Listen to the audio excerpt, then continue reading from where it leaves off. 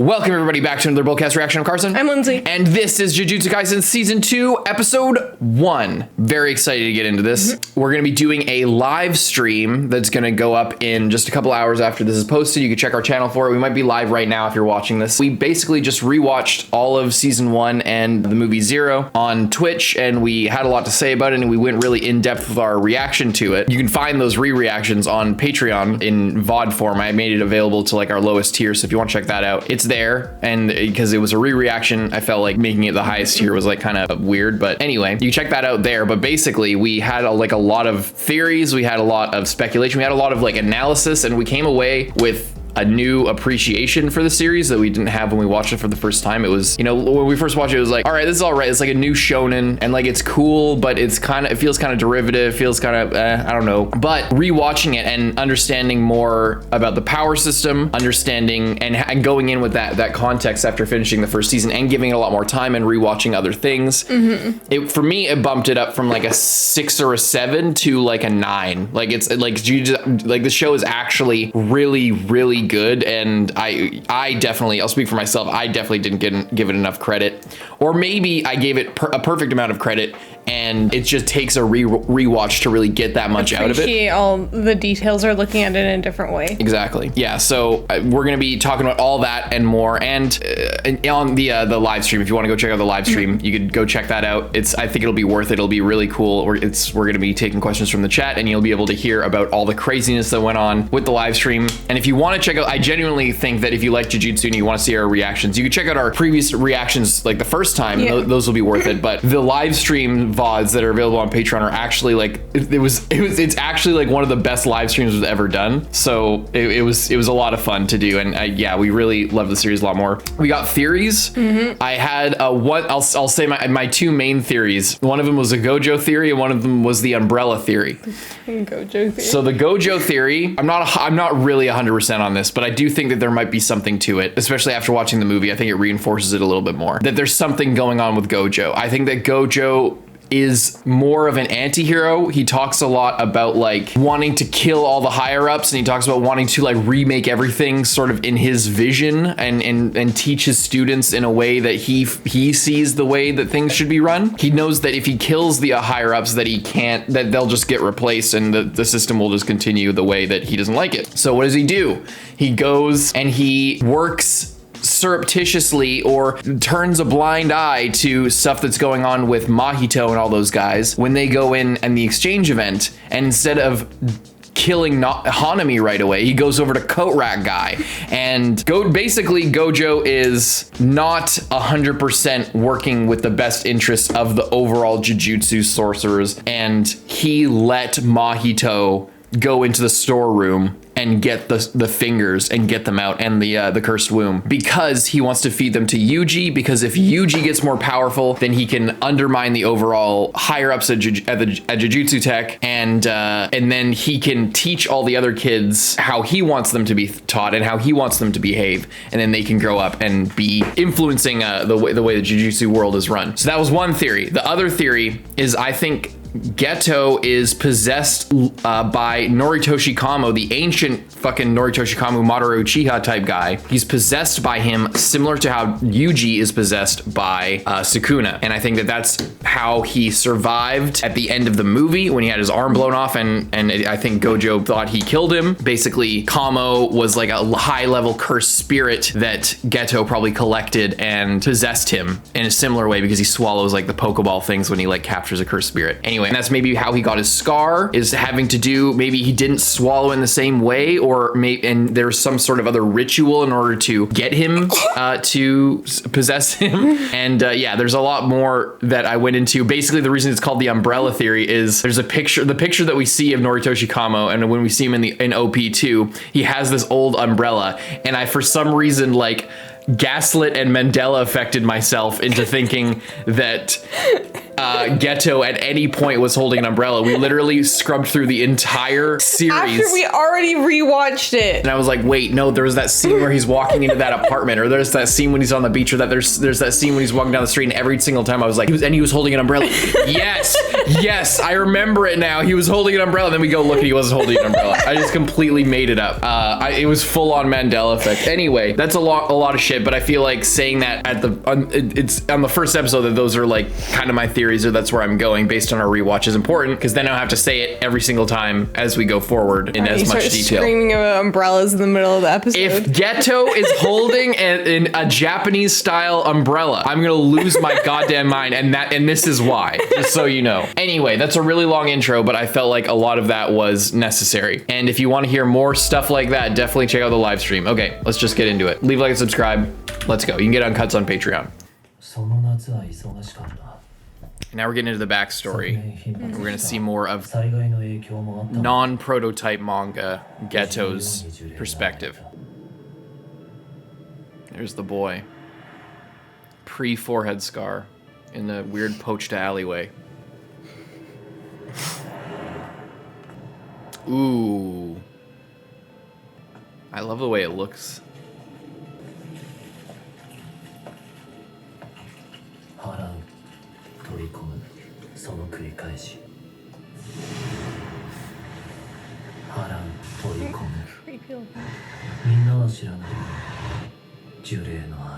Absorb.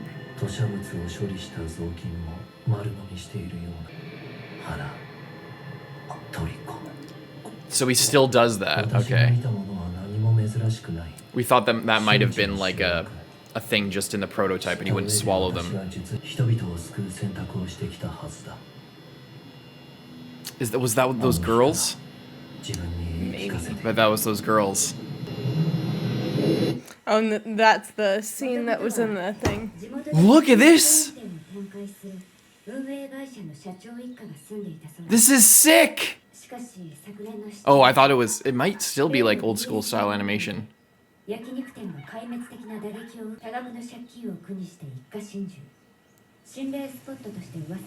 Thanks. That was so cool, that animation. That was, I like the VHS the effect. vintage style, yeah. Who's the girl with the glasses?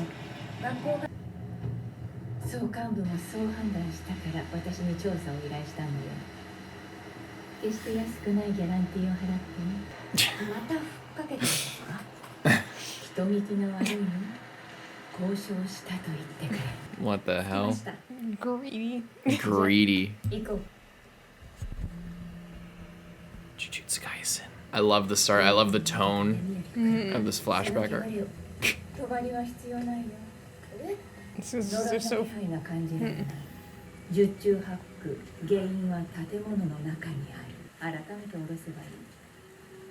Oh, they have umbrellas. Oh my god, they they have umbrellas. They do have umbrellas, but not the type that I was looking for. Squatters. This is such a more practical hairstyle for her. Yeah, right.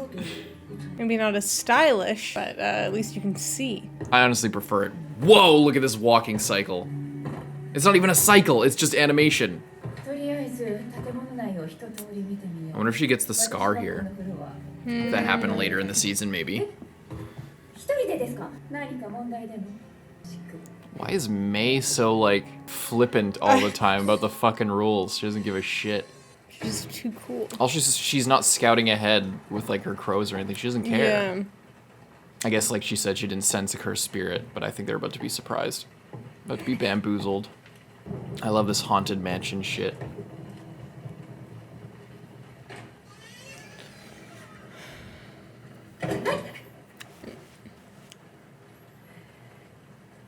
Oh, the room where it happened. Why did they leave the rope up there? Somebody's living under the stairs. Did you see that? No. There was like marks on the walls, like tallies. Creepy. It's the bed. I love that they showed us that like vintage clip. Kids stuff. All ready for school. Did we miss that? Did they say a name in that little documentary? I can't remember.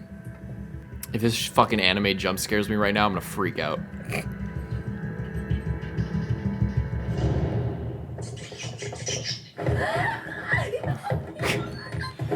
This... Are you seeing this animation? I know. Oh my god, it's so good.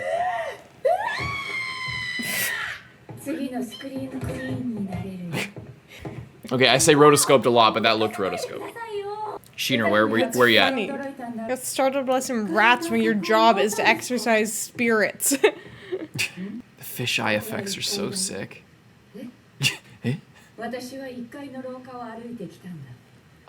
Infinity Devil? Oh. Infinity Devil status?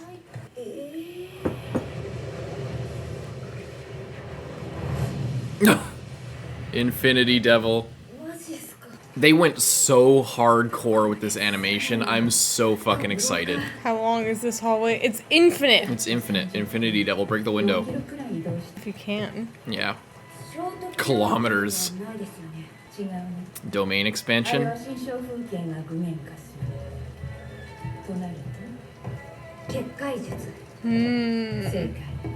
They can't get in to actually... This is either one person I'm thinking of, or it's another person that we saw in season 1. If they don't sense a spirit, it's probably a person. It might be Ieri, it might be somebody else that I don't want to say, because I'm actually probably thinking it's that one. Or it's the white-haired individual monk from, but they were a little young, maybe it wouldn't be them. Yeah.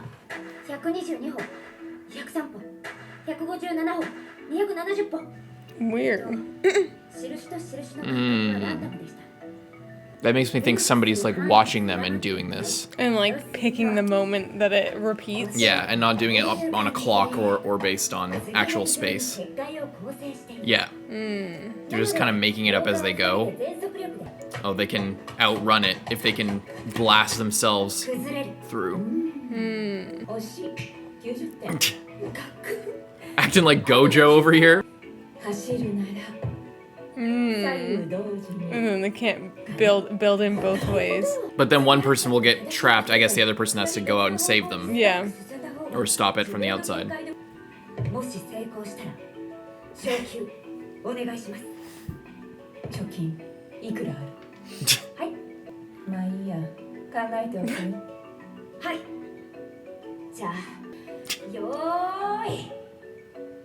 is his stance? It's just May being hot as hell. Smoke show. Oh my god! What is this? Oh, we saw this in the trailer. See, I don't remember the trailer. This is why I'm good, because I don't remember anything. The boy.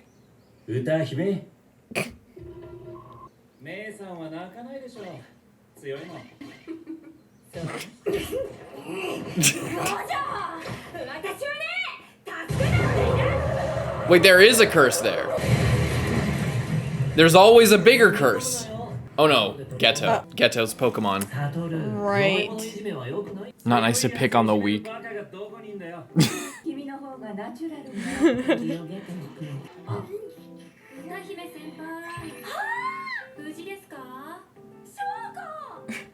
Ieri-san.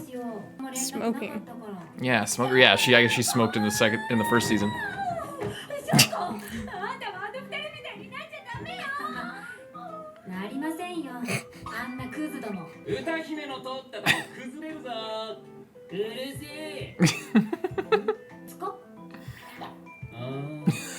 He goes from, he like pops back into normal mode. I'm half thinking that's part of his ability and he just actually did that. I was thinking the same thing.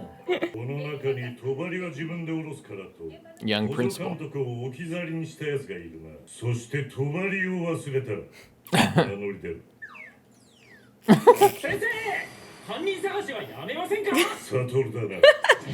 Why don't we stop this then?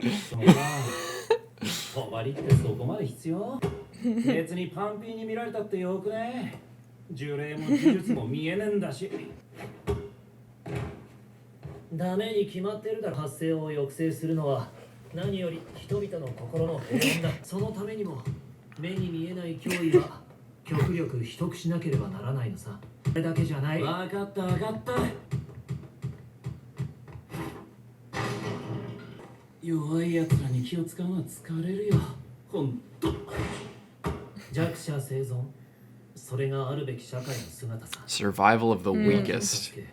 理解悟る呪術は非術師を守るためにある Speech from the movie. それ正論俺正論嫌いなんだよね See, once again, my Gojo is twisted theory. 弱者がやるこ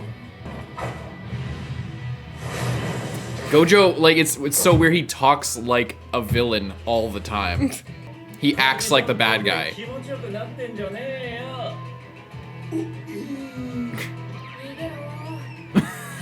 外で話そうか悟り旅しんぼか一人で行けよいつまで遊んでる勉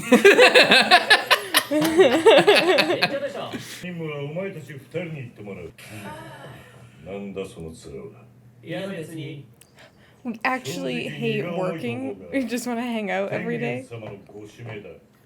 Tengen. Tengen-sama. 依頼は2つ聖正体天元様との適合者少女の護衛と抹消だガキンチョの護衛と抹消そうだついにボケたか Is that Tengen? で浮かれて What's る erase mean? 冗談はさておき冗談です天元様の術式の初期化ですかん何それ You're in the なんだよ science lab.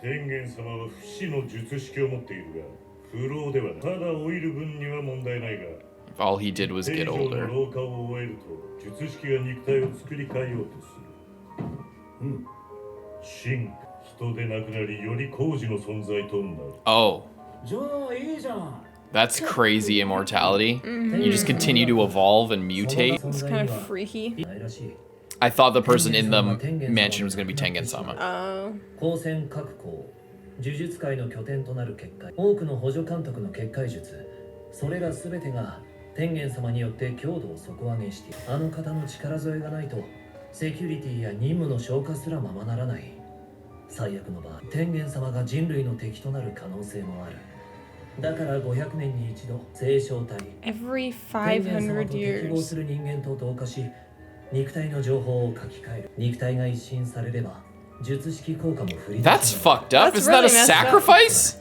Pretty much. He's like a god that is demanding a human sacrifice, basically. Making Digimon.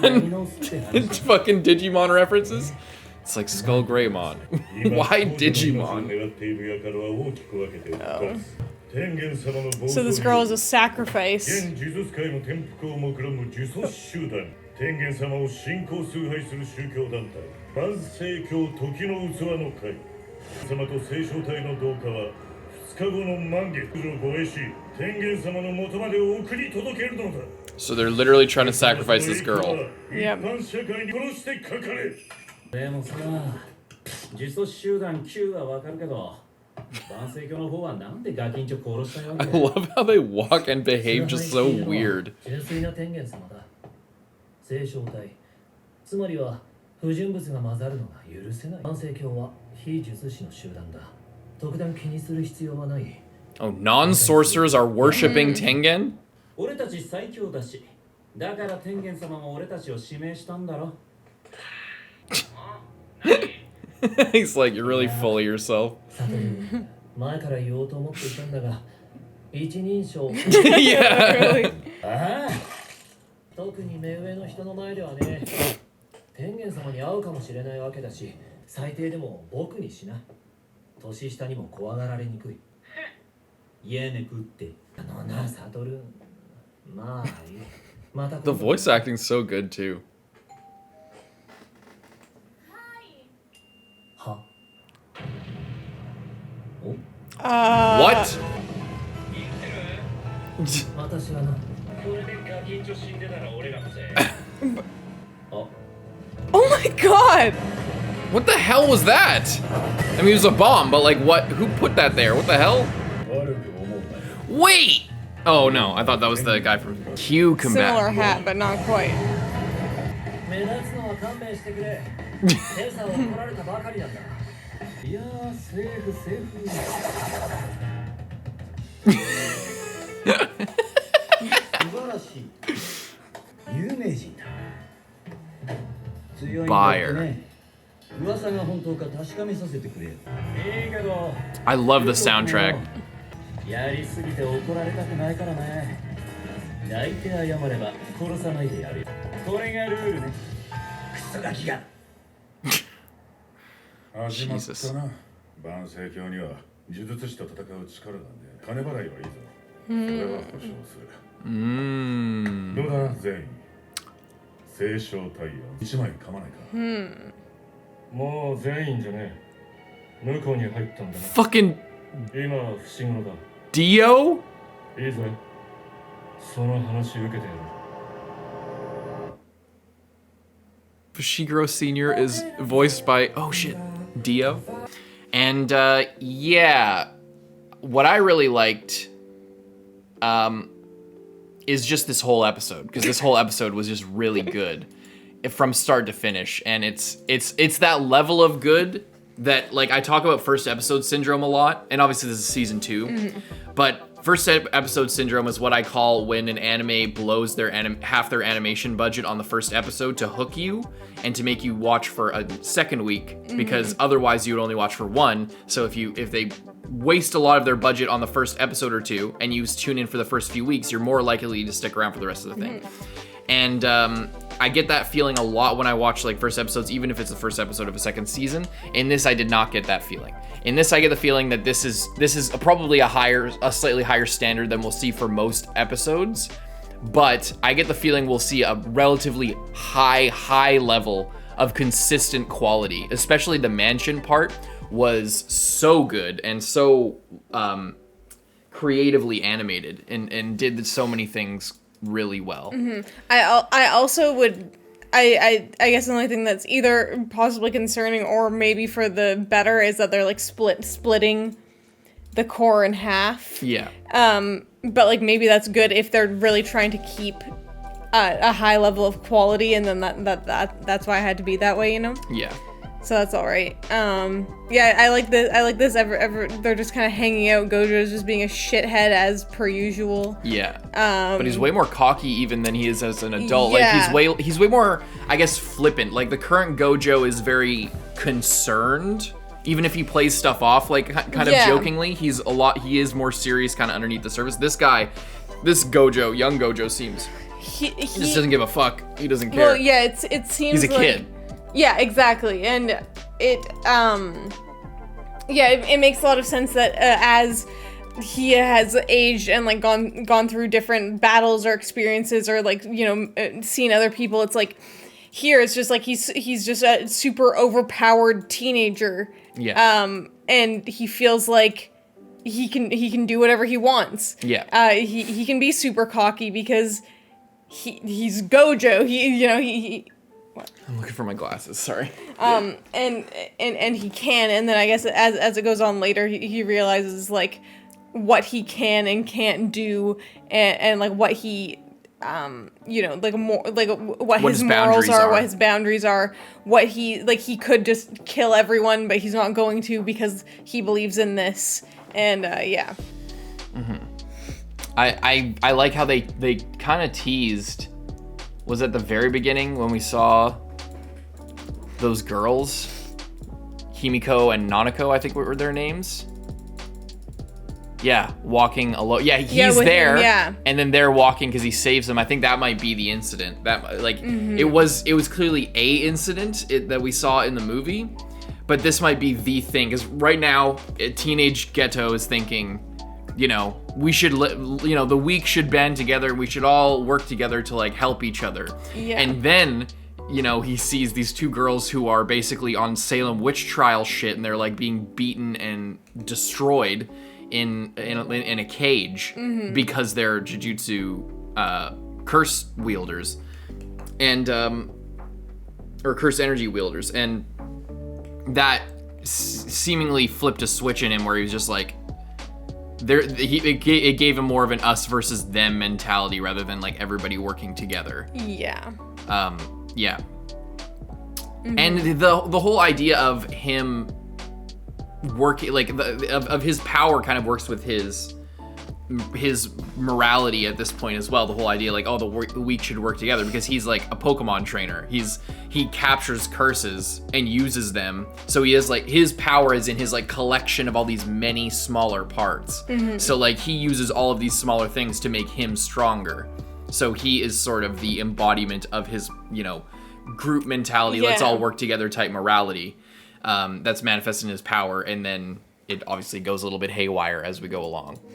But he's a very intriguing character, and so is Mei Mei, because she's hot as hell, and they did not hide that from this from the adaptation at all. They made her even more attractive than she is like in the previous part of the story. Hairstyle. Yeah, you can see her face more. I think that's a big part of it. But also, I just love her outfit. I love that, like, I really like I really like how she has like a long dress style thing, and it's not like a skimpy sexy outfit. No, but she's like a sexy character. I'm a sucker for that kind of thing, because I just think it's like more realistic and not, you know, just for, it's not like they're dressing the character for me, like me the audience to like look at. It's like she's just dressing that way, and that's, I don't know, it makes more sense. Yeah, I love this episode so much. I love seeing everybody. A really good start, and like, and we talked about before in after the movie how the characters in this show are all very good. Like all of the side characters are very good and like feel like actual people who have stories of their own, and that like kind of extends in like how you're able to pull off a prequel, not only a prequel movie but also this prequel to the prequel movie arc, where it's all these people who we see later, but here they don't just feel like, oh, we need to like make the backstory for these people, and we're gonna like add in these things, and we're gonna like, we're just gonna like give them this one personality trait, and then that will carry them through this arc, and I don't have to think too much about them. It's like, you know, like you can tell that they all have their own place, and they all like exist outside of their... There's something beneath the surface. But you're looking at them and their cool design and everything. They probably... They're characters that feel like they probably do something outside of when we see them. You know? I also do like the Gojo and Ghetto, like, silly, goofy style of relationship where they're just like, you know, making fun of each other and hanging out. Trolling each other all the time. Yeah, it almost kind of reminds me of like Nobara and Panda, and how they're just like messing around sometimes, because obviously Megumi and Yuji don't really have like they're friends, but it's not like they don't have silly. Well, they haven't had time to joke around. Yeah, just, like, I guess also, but I guess Nobara and Yuji have also been like goofing around. So I think it's also with the like Yuji, how he talked about how he like fits his personality really well to whoever's around him. Yeah. To like better their friendship. So yeah, that makes sense. Yeah, but you say that it's like Nobara and Panda, but I like this relationship because I actually disagree. I think that it's not like anything that we've seen in the show thus far. I really like that, and I like that it doesn't feel like just, you know, in Shonen, we go back to Naruto a lot, and in Naruto it feels like the same relationship is playing out across like 20 different relationships. It's this like the evil brother and the good brother, or just like the older brother and the younger brother. It's like those same two things, or the, you know, the father and the son. Those same three things, I guess, play out over every character over the whole series. And I really like how this feels like a unique relationship between two unique people. And it doesn't, and the fact that that sort of conflict and competition is a big part of their relationship, but they're still friends, and they play off each other well, and but it's not just like, oh, this is kind of like how these two characters that we know in our story. I'm just saying what I think. I just really like how it's not like that, and it's its own thing, and we're not just sort of reliving the same story through these characters in a past thing as like it's not just a way to foreshadow what will happen with these characters. It's not like Jiraiya and Orochimaru. We're like, oh, we learn about all these things when they were kids, and this is kind of what's going to play out, or maybe they'll fix something later on. It's not quite the same. It's their relationship is more of a traditional, like, you know, Naruto Sasuke type thing, with Geto turning evil and going off and doing his own thing. But it's clear with what we know about Geto that he's not like a Sasuke type figure necessarily. He's more of like a revolutionary, like very he has a bit more complex ideals, and he's changed multiple times, and it makes it really intriguing to see how he got there based on where he is now, and how Gojo has changed as well. It's really, really interesting, and I can't wait to see more. Yeah. And like what exactly, it's interesting, and I feel like Gojo changing is going to be like spawned by Ghetto changing, because if Gojo can be all like, oh, I don't care about anything, and he can feel that way, and part of that I feel like is because his best friend doesn't think that way, and is more and cares more about normal people and just like kind of life in general or whatever. But then when you have someone who's just like, if you are just like, I'm not even gonna think about it, I don't care about morals or ethics, I'm just living my life, I don't care. But then you have a friend who's very concerned about it and is always talking about it, and you just kind of take it for granted that they feel that way and they're always going to feel that way, and it like influences you based on just you being around them. And then if that person is suddenly like, no, I want to kill all these people that I was always telling you I wanted to protect, then I feel like that is like a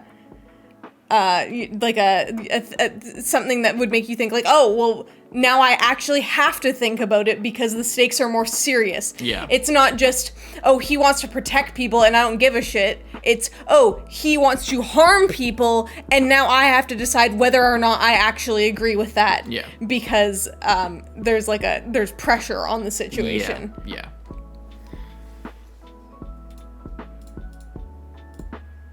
But yeah, I want to reinforce one thing before ending it. I really love how they really captured like that they're in school, and it's not like, I don't know, that it feels like they're in classes together, or that they're around campus and they're doing stuff. They also seem way more competent than like the general entire new generation. Like all of these guys together seem like they're just doing stuff way more, and I don't know if that's just because they're teachers later on, so making them incompetent here might like mess up our perception of them when they go in and are giving orders in the future. But I really like that, because that was a big thing that I felt was missing in season 1, was the whole class aspect and the whole school aspect. Not that I wanted it to slow down necessarily, but when we would see ending 2 of season 1 and see them all, like all the memories, I'm just like, what are these memories? Like, when are we going to the beach? When are we cleaning up the classroom and like going around campus and like walking around town and shit? Like we didn't get that at all. It was just one event after another. And that's fine. It worked with the story. It's just that I didn't know until I saw the ending. I was like, wow, I would have really liked that. And now that I'm seeing this, I'm like, wow, this is very different from what we saw in the normal show. Are these heart glasses? All these glass pieces are shaped like hearts. Whoa. That's weird. Yeah, I just like that. I like that we get to see more of this, and I like that it feels like that. They use like the OP and the ED and just the general vibe and the amount of characters that are around. It's just that it feels like a fuller, simpler time than it does in modern days. And it makes a lot of sense as well with the fact that here Ghetto isn't evil and plotting to, like teaming up with Mahito and all these other super powerful curses to, take them down, basically. There's not someone actively working against them here other than just curses and these, like, other dudes who are trying to kill this girl.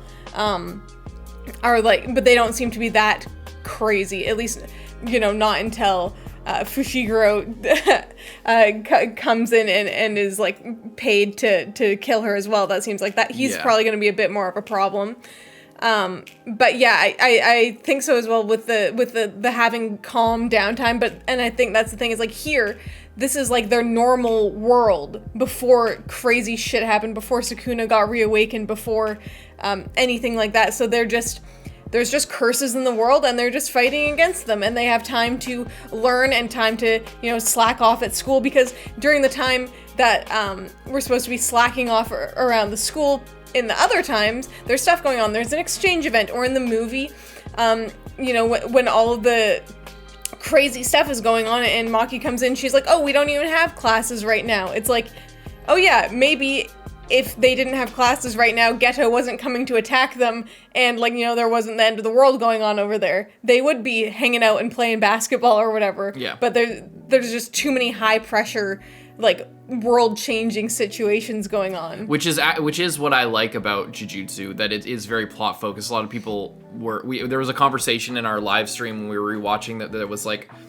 that they saw it as kind of a shame that Jujutsu was very plot-focused, but I really like a show that is plot-focused with good characters, and that's exactly what Jujutsu is. I prefer that a lot more, because if something is just about the characters having downtime and fucking around, the story can get very indulgent, as I like to say. It gets very, like, just set in the, oh, people like these characters, so I'm just gonna no effort have them do nothing, not change, not be faced with any conflict, and just be, oh, the cool characters. What makes a cool character is seeing them being tested and strained and stretched and pulled apart and put together, or being forced into put into situations where they have to find a way to put themselves back together in order to accomplish a goal.